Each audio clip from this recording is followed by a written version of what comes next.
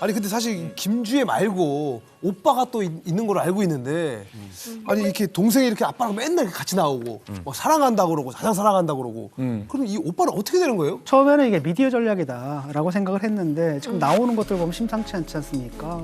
여러 가지 조건이 이거는 단순한 미디어 전략을 이상을 넘어서 뭔가 김주혜가 정말 김주혜가 후계가 될지 안 될지 모르겠지만은 그다음에 아직도 그 될 가능성이 높지는 않다고 생각하지만 뭔가 지금 후계 구도를 만들어가는 데서의 어떤 역할은 분명히 하고 있다 이런 생각을 하게 된 거죠. 드는 의문이 생기는 게 아니면 김정은 아직도 젊은데 왜 벌써부터 후계를 구도하냐라고 했을 때 김정은의 이제 건강이라든지 뭐 당장은 아니다 하더라도 뭔가 좀 불안한 부분이 있지 않는가. 두 번째 우리가 아들이 있는 걸로 알고 있는데 왜 또 주애일까라고 했을 때 이 아들이 뭔가 우리가 이제 상상하지 못하는 어떤 다른 문제가 있지 않는가. 쉽게 말하면 후계자가 될 수 없는 다른 사연을 갖고 있는 게 아닌가라는 상상이 아직은 확실하지 않지만 추측이 드는데 또 다른 가능성 중에 하나는 바로 뭐냐면 그 14살짜리 아들이 있는 건 거의 확실하다 그러더라고요. 저도 이제 뭐 여기저기 물어보니까 대다수 사람들이 그렇게 얘기를 하는데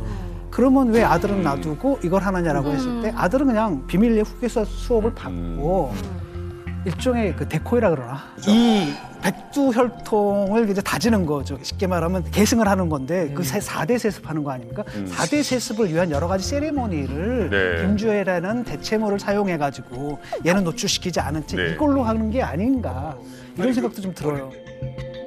저는 시간 레버리지를 좀 생각해봤는데 김주혜를 앞에다 내세우고 지금 이목이 그쪽으로 집중돼 있잖아요. 그리고 반대로 또 아들은 어디서 다른데 외국에 나가서 후계자 연막 작전 할 수 있어요. 그래서 앞에다가는 김주혜를 그냥 이왕 공개된 거 그냥 앞에 나가서 그냥 써먹는 거예요. 그런 다음에 김주혜가 오빠한테 그렇죠. 김여정처럼 잘하고 맞아요. 이라고 보필하고 하면서 근데 틀 좋게 청년의 모습으로 등장하고 그것도 좀 일리가 있어요. 김정은 범에서 어떻게 들켰지 하는 거 아니에요?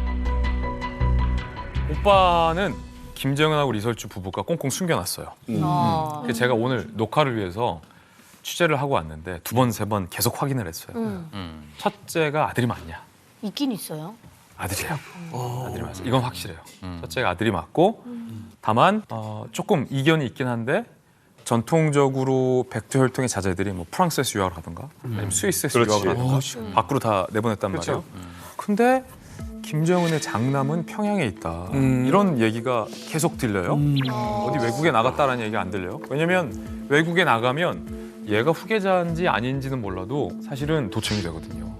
국제전화를 하는 데서 다 도청이 그럴 되고 수 있죠. 해외에 우리 정보 라인이 많기 때문에 비단 우리뿐만 아니라 뭐 일본도 굉장히 정보력이 있으니까 미국이나 정보기관이 다 동태를 파악하고 있단 말이에요. 김정은도 후계자 지목되기 전에 해외에서 어떤 생활을 했는지 우리 정보기관이 알고 있었습니다. 그런데 이 해외에서 걸리는 게 없다 이런 제가 얘기를 좀 들었거든요. 그래서 첫째 장남은 평양의 어디 은신처에서 후계자 수업에 들어가고 있다. 뭐 이런 얘기도 좀 들리고 이건 좀 가능성이 낮아 보이는 설인데 지금부터 얘기해 주는 건 예를 들어서 이름이 뭐 김주은이다. 첫째 아들 이름이. 예를 들어. 이런 설도 돌았는데 확인 안 되는 얘기고. 그리고 또 현송월하고 김정은 사이에 혼의 아들이 있다. 이런 이건 진짜 찌라시. 이 소문이 제일 근데 많어.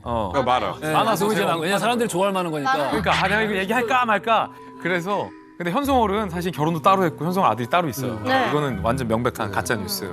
어쨌든 진짜 후계자는 꼭꼭 숨겨두고 있는 것 같고 셋째도 아들이에요. 근데 김정은이 이런 유명한 비하인드 스토리가 있어요. 제가 취재한 것 중에 셋째를 낳기 전에 첫째 아들을 낳아서 김정은이 너무 좋아했어요. 둘째 딸을 낳아서 되게 이뻐했어요. 주에. 왜냐면 첫째 아들이 이제 확보됐으니까. 근데 모든 독재자들이나 왕들은 아들이 하나 있으면 불안해요. 우리가 김정철, 김정은 사례에서 봤잖아요.